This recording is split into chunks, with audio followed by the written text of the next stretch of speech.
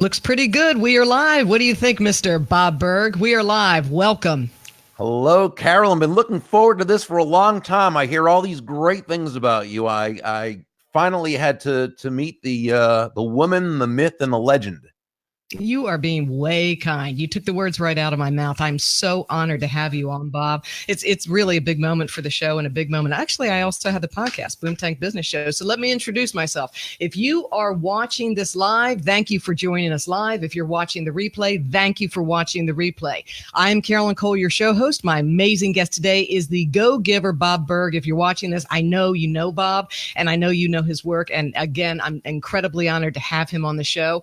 If you are not familiar with me, I am a business consultant. I am an executive coach. I do work with C-suite executives, professionals, entrepreneurs, and I focus on life redesign, business reinvention, as well as some other pieces. So please go to boomtank.com and check out my site. I also have the podcast, the Boom Tank Business Show. That's available on iTunes, Stitcher, Google Play, iHeartRadio, Spotify, TuneIn, Overcast, and some other platforms. Please give that a listen. The audio from this interview will be an episode on the Boom Tank Business Show. So I would really appreciate your support, and thank you once again for tuning in. If you like this live stream, if you love this live stream, please share it with others you know who can benefit from seeing it. That really helps the show, and I appreciate your support. And anytime that Bob speaks, we really want the biggest audience listening because he is a master teacher on the planet. Master teacher.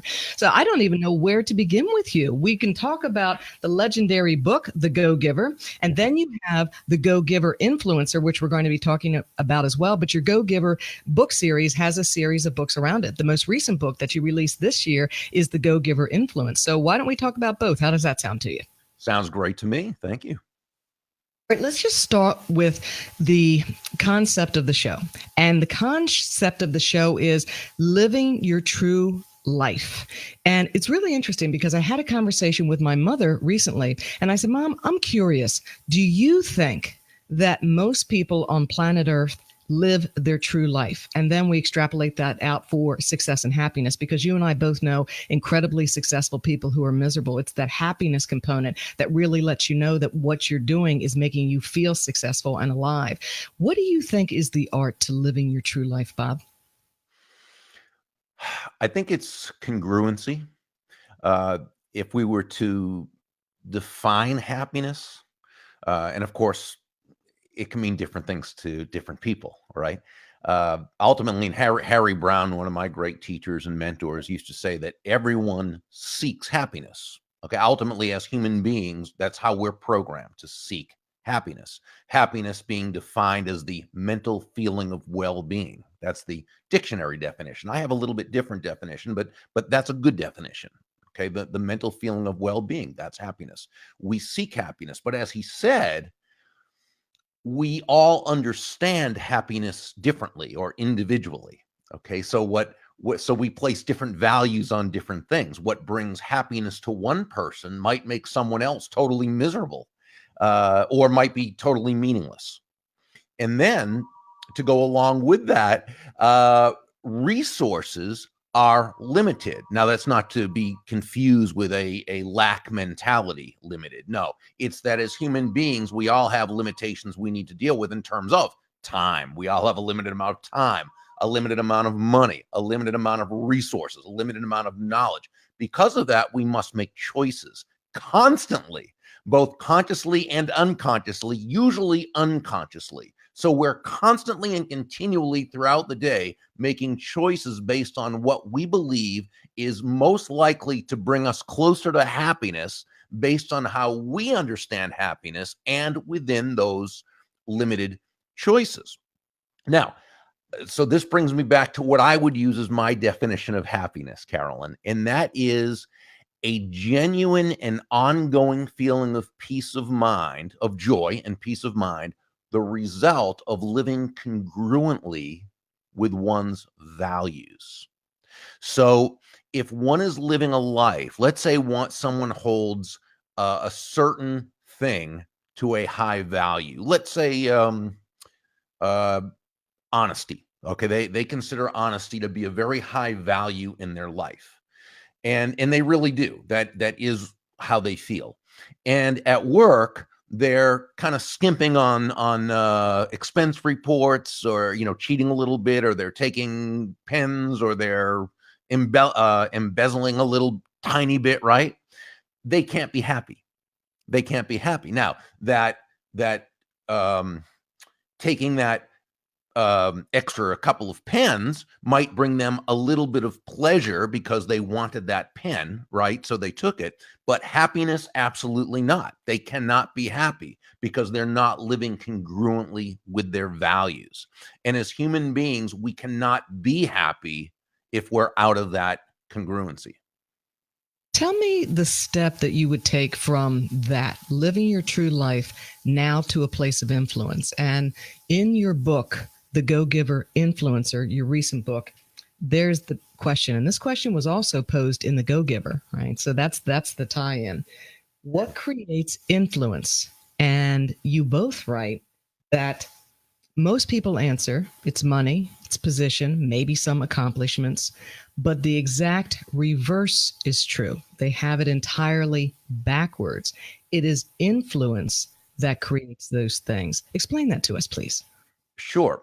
Well, so first let's look at what is influence really. And I think even that is a couple of levels deep, because on a very, very basic level, we can define influence as simply the ability to move a person or persons to a desired action, usually within the context of a specific goal. That's influence by definition.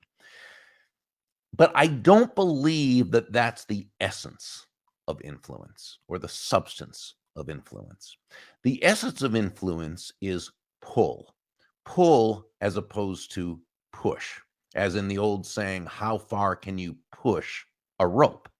And the answer is not very far, at least not very fast or very effectively, which is why great influencers don't push. You never hear people say things like, wow, that Susan or that David, he is so influential. He has a lot of push with people. No, he or she has a lot of pull with people. That's why we feel they're influential. So influence does not happen because you're pushing yourself or pushing your will or pushing your ideas on people being push-y, but rather through attraction. The attraction of pull. But how do you do that? How do you do that? Well, this is the key. And this was the essence of the law of influence in law number 3 in the original book. Your influence is determined by how abundantly you place other people's interests first, not in a way that's self-sacrificial, not in a way that's martyrish, not in a way that's doormatty. It's simply understanding that all things being equal, people will do business with and refer business to and allow themselves to be influenced by those people they know, like, and trust. And there's no faster, more powerful, or more effective way to elicit those feelings toward you in others than by genuinely and authentically looking to make, I would say, moving from an I or me focus to an other focus. Okay, a focus on others, on that person. See, great influencers know that great influence is never about the influencer. It's about those people who you want to influence, whose lives you want to add value to. That's how we influence. We focus on them. In sales, right, which is a form of influence. We would say that sales is simply the discovering what the other person wants, needs, or desires and helping them to get it. That's what sales is. That's what influence is. In your influencer book, there is the lead character. He is looking initially for clout and leverage. And at the end, it's something totally different. He arrives at those concepts that you just spoke to. Here's my thing. How do we, the listeners here, differentiate between the doormat type of giving? And I really want to focus on this because of women. Women have been raised generationally for centuries and centuries and centuries to give without reward. And there's the Judy Robinette in her leading book, How to Be a Power Connector, talks about Great men book. Yeah, it's fantastic. And she's fantastic. Men get rewarded for achievement. Women get rewarded for helping. So when women try to step into their greatness worldwide, or even different cultures or different peoples of men and women are trying to emerge and step forward and do more on the planet with their influence. Sometimes the default is just be a giver. And that's it. And we're going to talk about that in a second. But how do you delineate? And we talked about this in the pre-chat in the online business space. Now, this isn't the bigger space. This is like the medium online business space where people are taught to give, but it's actually backfiring and driving people out of business because, frankly, they're giving too much. And you've got a whole culture of entitled people showing up and just taking with no intention to ever invest or buy. And we talked about how you pull that business model apart, because offline businesses, and let's even say not businesses, but offline people with a mission, they don't necessarily show up again and again and just open up the troves and put it all out there. And I think people's heads are a bit spun about where is that line, because I want to give a lot to the planet. I want to help the planet. I want to change, but I can't do that from an empty cup. I have to have a full cup to help, to really, really help. So they've made that switch of, okay, I know I need to charge for things, or I need to do things differently, or create even a nonprofit that can profit to be able to bring that profit to people I need. How do you make that switch? What is the message, Bob, about, people hear Go Giver and they're like, okay, I'm giving. What's the rest of the story they're missing? Right. Well, first, and those are great questions and wonderful points. So first, let's understand there is absolutely nothing about being a go-giver that is congruent with being taken advantage of. Okay. So if you're being taken advantage of, it's not because you're a go-giver. It's because you're doing things in such a way that you're allowing yourself to be taken advantage of. Okay. So don't do that. So, okay. I mean, that's the first thing. So if that's an issue that you have, that one has, become conscious of this. Okay. And then start exploring how you can do things in a different way. So now let's look at human nature, because this is just so very important. Successful people respect human nature. They don't say, oh, it's too bad people are like this, it shouldn't be. What they do is they respect it and they work within it. Just like a person who is, the first people who were trying to create a machine that would fly. They didn't say, oh, this gravity thing, this is really too bad. It's too bad there's such a thing as gravity. I'm going to be really positive and just ignore it and build this contraption and fly. Well, no, obviously that doesn't work. So what they had to do was first respect and learn and understand the laws of physics, of gravity, of aerodynamics. And from there, they could build a machine that would work within those principles. Okay. It's the same here. So understand about human nature. Nobody is going to buy from you because you have a quota to meet, or because you need the money, or because you really believe in your cause. They're going to buy from you because they believe they'll be better off by doing so than by not doing so. Even when it comes to charity, by the way. But better off doesn't mean better off financially. It means that it's something that they believe in so much that they feel better about themselves for having given or donated than keeping that money. But even in the business sense, and let's talk about this online thing about giving so much information away. Absolutely. We live in a society of entitlement, by this time. And yes, give away all this information and people start to expect it, of course. And yet we also know that in order to develop relationships online, we've got to be able to provide content that is of value to people. But it's also important that we train people, because remember, we train people how to treat us. Business, we train people how to do business with us, how to buy from us, how to not.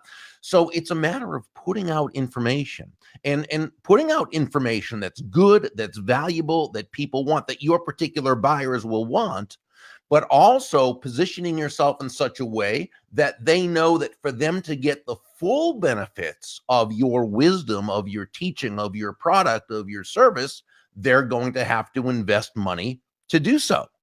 Okay. If you have a how-to course that you're selling, okay, and it's a 4-hour long course, by all means, give away snippets, give away bites of it, give away good, real, valuable content. Okay. But also position it so that they know that in order for them to get the full benefit of this, this is what the investment's going to be. Fantastic. For those now joining, I'm going to catch you up on this. You are here at the Living Your True Life live show where success and happiness meet. My guest is the amazing go-giver, Bob Berg. Bob co-authored the landmark book of the same name with John David Mann, which to this day is a leading book on giving and success. In their best-selling business parable, The Go-Giver, and their follow-up, The Go-Giver Leader, Bob Berg and John David Mann challenge conventional wisdom regarding success. Now they're back with a new and equally compelling story about the power of genuine influence. The new book is titled The Go-Giver Influencer. Bob speaks all over the world on topics related to the Go-Giver as well as genuine influence, and we're discussing that here today. Together, their book sales total well over 1 million in sales. That's so impressive. 1 million books in sales, well over that. But how does that feel, Bob? Speaking of success and happiness, what does that feel like to you? Feels great. All right. So today we're talking about living your true life live, and we're also exploring giving, influence, happiness, and success. Let's talk about that a bit for your definition of success. How do you define success, Bob? Okay, so remember we were talking about happiness being defined as a genuine, ongoing feeling of joy and peace of mind, the result of living congruently with one's values. I would define success as an ongoing feeling of happiness, the result of doing one's best to live up to their potential. So, yeah. So to me, to the degree that you're living up to your potential in a certain area, that's the degree to which you're successful. All right. Next question. What is the key to living up to your potential, which is really living your true life? So what is the key to that in your mind? Well, in a sense, it's deciding what it is you want. It all begins with that desire to do something, really to be something, to what have you. So I Think and Grow Rich by Napoleon Hill, and he talked about everything begins with desire.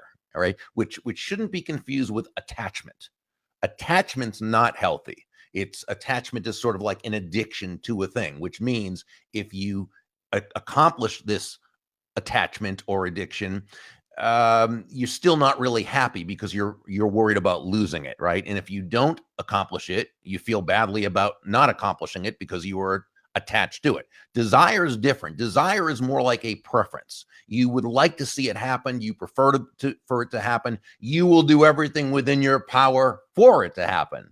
But your sense of happiness is not dependent upon this. But we still want to have a desire to accomplish a certain thing. Then we determine how to go about it. Typically, if there's something that you want to do or to be or to have, someone's already done it. Someone's already figured it out before you, and they have documented it, whether in a book or in a course or in what have you. So we always say, seek out the information, find the system. Mm-hmm. What is a system? Well, system is simply the process of predictably achieving a goal based on a logical and specific set of how-to principles. The key being predictability. If it's been proven that by doing A, you'll get the desired results of B, you know that all you need to do is A and continue to do A, and you'll eventually get the desired results of B. As someone who coaches very successful people, you're sharing a system with them. And if they listen and they plug into what you're teaching them and they follow it step by step based on you and they determining what it is they want in the first place and you providing the methodology and the coaching, they're going to get the results they want. So that's important. Then the next step is taking action, right? Not waiting until things are perfect, but going after it before it's perfect, because it's never going to be perfect. But as you continue to do it, you'll reach the level of excellence. When you are dealing with these super successful people, right, and you call this stratospheric success, with the dealing, which is wonderful, dealing with these super successful people, what traits do they have, and are they happy? Yeah, I mean, what traits do they have? I think they typically do have a desire. They're much more interested in success as opposed to they're interested in success in terms of accomplishment and being, as opposed to financial success. Typically, and that's not to in any way denigrate financial success. I'm a free market capitalist. We believe in financial success, but that financial success needs to be the result, okay, not the purpose. And that's typically how it works best. This is why we say that money is simply an echo of value. And if you look at a financially successful person in a free market-based economy, free market simply meaning no one's forced to buy from you, okay? So the only way they're going to buy from you is because they believe there's more value in doing so than in not doing so. So that person who's very financially successful has to focus on that other person. And to the degree they please the marketplace, that's the degree they'll be financially successful. But it typically, for those who get really super wealthy through creating something, it's typically their joy is in the creation and in the value that they're bringing, as opposed to the money. A great example of that is Amar Bose, who, when he was in college at MIT, he was working at a Radio Shack store, and it disgusted him, the horrible quality of the earphones and the different pieces of equipment. And he was on a mission. He was on this personal mission to create products in which people could hear better, through the sound, and they could, well, that's Bose, right? And the man became a billionaire because he had a mission of providing such exceptional value to the marketplace. That was his success. The financial success came as a result of the life success. And that's the big theme between all of your books, which is when you meet the needs of others in such a dramatic way, the success follows. And arguably your happiness too, because we're happiest when we're creating. Absolutely. Inventing, because we're meant to create. We came from a creator and we're creators ourselves. And when we're in that, as you say, alignment, that creative space, there's such joy there. I mean, you talk about tapping, the joy of a 3-year-old, 4-year-old, 5-year-old. They're happiest when they're making a big mess and it looks beautiful to them, right? You need to be making big messes. You said something I want to go back to, and you talked about it begins with you. And the reality is that, and I'm giving actually a TED Talk this weekend, TEDx Talk. And yeah, thank you. And I'm blessed for that. Thank you. Is that the one in the Panhandle in Florida? It is. That's it. Good for you. Yeah, that's a great one. Yeah, thank you very much. But it's that no matter what invention or reinvention, it really always comes down to you. And that's what you just said. It's going to have to be you in alignment. And in your book, The Go-Giver Influencer, you talk about the contract. And this is more in terms of business. But the first clause of any contract when you're getting started and working with others, whether it's engaging in business, a mission, a nonprofit, a cause, whatever it is, the first clause of the contract has to be you. What is your contract with you? And I found that fascinating, especially from my legal background. Well, you're a lawyer. You're a former lawyer, a practicing attorney. So in one of the mentors, the retired judge, started out as obviously as a lawyer. So yes, it would make sense that you would totally align with that. And I think that when people are even doing their business or they're deciding to live their true life, and those seem like sweepingly different concepts, but if we say they're not, because each one of those, and even mapping out your success and happiness, your fulfillment, every one of those, business and all, it's going to require first, what is your agreement with you, right? What is it you're really looking for? What is it you really want to bring to others? What is it you really want to accomplish? And the interesting thing about the contract law, and you pointed out in your book, was if the first clause fails, that first clause, that clause about you talking to you and agreeing on the terms that you will bring what you're going to be in this situation, the whole contract fails.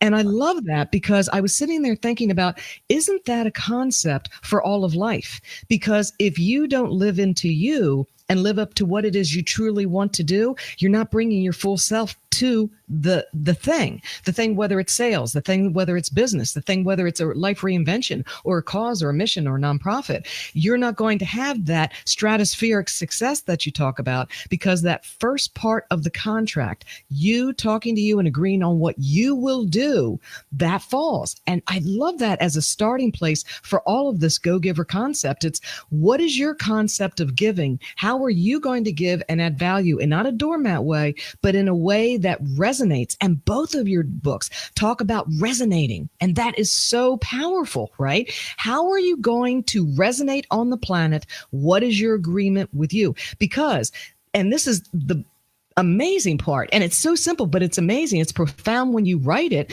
which is that the part of the equation is the go-giver, and part of the equation is value. But a big part of the equation is also impact. Who are you going to reach? How are you going to get to those numbers? And you get to those numbers when you create that influence. Or does the influence create those numbers? Help me out with that. Which is it? Well, and John David Mann, my awesome co-author and really the lead writer and storyteller, the guy who makes the characters come to life. We always like to make sure that that people understand there's really nothing about this that is mystical or magical. Okay, these all are very concrete in a way, even though sometimes it does. We have the law of left field, where it seems like sometimes, and this goes to your question, like just good things sometimes come out of left field, right? Come out of nowhere. Or do they come out of nowhere? Typically not. Typically, if you were able to track back to the very beginning why something good happened, typically at some point you touched someone's life with some type of value that meant something to them. And when you do this with enough people, as you said, it's impacting enough people, right? You create what we call a benevolent context for your success. And really, while you can't necessarily see its operation, there is cause and effect. The cause is giving. And when we say giving, we mean providing value to others. The cause is giving. The effect is receiving. And so that's really, what it comes down to. But it's built on that foundation, as you were talking about. You've got to have that foundation for why it begins. In the Go-Giver, the foundation was the law of value.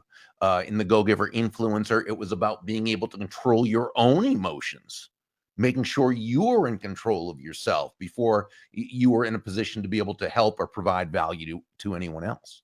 And that involved putting your feelings to the side, not getting rid of them, not denying them. Not denying them.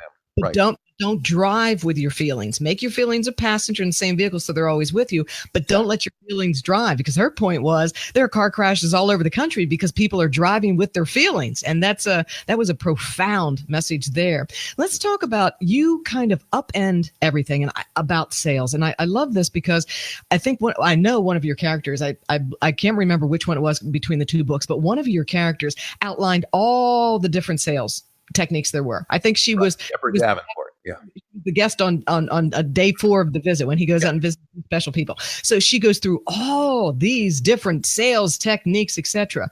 And what you just said, it's around giving from that benevolent space, which I absolutely love that term, and really focusing on others. But one of the characters, the hot dog character, he talks about creating an experience versus the different techniques, versus the different strategies, the different forms of manipulation, if you will, or if it's not manipulation, just the psychological techniques you walk someone through to get that close.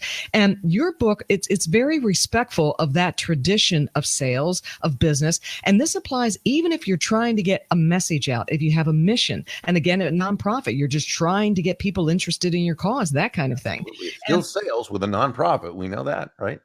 Well, it has to be if they're going to survive. So you've got this whole thing about, and I look at it as 2 pillars. You may look at it entirely differently. It's, you can look at traditional sales and sales books and all the different techniques and all the different acronyms and all the different things they tell you to try with people to get them across the finish line. Or you can simply say, I'm going to concentrate on value.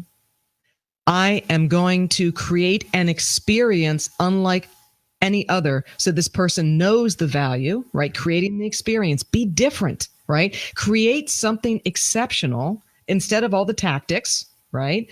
And look at success that way. Another big part of the book is the law of receiving. And the reality is you can't fully give without receiving. And this is so important for women to hear. Women who are taught, no, don't receive, just keep giving. They have to understand that the universal law of receiving, even in business, in life, is that you have to not only give, but receive, because if you don't receive, you're shutting down someone else's gift. Explain that to us about this law of receiving and why it's so important for influence, for giving, for success, for happiness. So near the end of the story, and this was in the original story, The Go-Giver, Pindar, the main mentor, asked Joe, the protege, to breathe out, and hold that outgoing breath to 30. And Joe can't do it. Within about 10 seconds, he's out of breath. He's struggling for air. He's gasping, right? And Pindar says, what's the matter, Joe? Can't do it. And Joe says, no, I can't just breathe out. I've got to also breathe in. And Pindar jokingly said, well, Joe, what if I was to tell you it's been medically proven that it's actually healthier to breathe out than it is to breathe in? And Joe just laughed. He said, you can't do that. You can't do one or the other. You've got to do both. Aha, exactly. We do both as human beings. We breathe out and we breathe in. We breathe out carbon dioxide. We breathe in oxygen. We breathe out, which is giving. We breathe in, which is receiving. Despite the messages that we get from the world around us about prosperity, about money, about business, so many not mixed messages, so many negative messages, okay? The fact is, giving and receiving are not opposite concepts. They're simply two sides of the very same coin, and they work in tandem. It's not a matter of, are you a giver or a receiver? No, you're a giver and a receiver. But what we realize is that the focus needs to be on the giving. You focus on giving value, giving exquisite, fantastic, terrific value. And you do that. And then you allow the receiving. And we've got to be able to do that, because all the giving in the world, as you talked about so eloquently, all the giving in the world, as great as it is, it's all for naught if you don't if you don't allow yourself to receive. It just shuts down the flow. Life is not meant to be that way. We breathe out, we breathe in, the waves go out, the waves come back in. It's life. It's life. Profound. Well done, sir. All right, I'm picking up your book, The Go-Giver. I'm going to read just a few pieces from it and let you comment as we go. It's not better to give than to receive. It's insane to try to give and not receive. Trying not to receive is not only foolish, it's arrogant. What's the arrogant part of that? And is arrogant even the right word? I don't know. I think it is. I sense it is. Are we too good to receive? You know what I'm saying? There's the old joke about the person who says, they're competing with each other as to who can be most humble, right? I'm far more humble than you are. Right. By the very nature of the thing, you can't be more humble by saying I'm more humble. Right. So when we give and give and give, but we don't allow ourselves to receive, is arrogance the right word? Yeah, maybe there's an arrogance. I'm too good for that because I should be suffering. I'm a martyr. I'm a saint. And again, there's a time and place for most things, but by and large, we're not big on being a martyr. Okay. Because again, that typically does not make most people happy. Now, by the way, somebody might say, well, what about Mother Teresa? Okay. The saintly Mother Teresa. She lived a life of poverty. Okay. But here's the thing about Mother Teresa. This was her mission was totally congruent with her values and her sense of happiness, because what she wanted to be doing, what made her happy, was taking care of the people she took care of and advocating for them. Had you taken her from that and put her in some Los Angeles or New York City high rise in the financial district, she'd have been miserable. And by the way, she was not anti-money or anti-prosperity. She was Biggest one of the Catholic Church ever had. unbelievable Fundraiser. Right. Yeah. Okay. And she did it for a purpose, a reason congruent with her purpose. She was probably one of the most happy people that's ever existed. Okay. We all seek happiness. She received. She didn't say, "Oh no, don't, no." No. She received wonderfully and put that to the use that was congruent with her values.